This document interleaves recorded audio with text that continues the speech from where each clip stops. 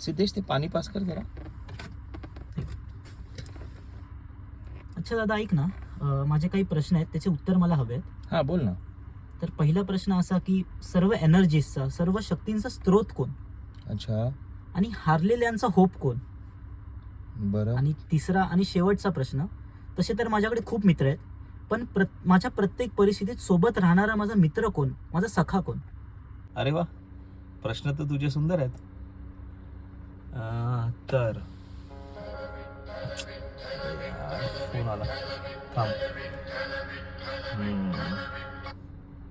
Cut झाला.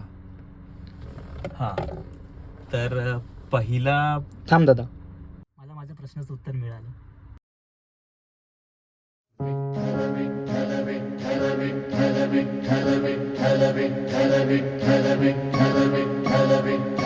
Television.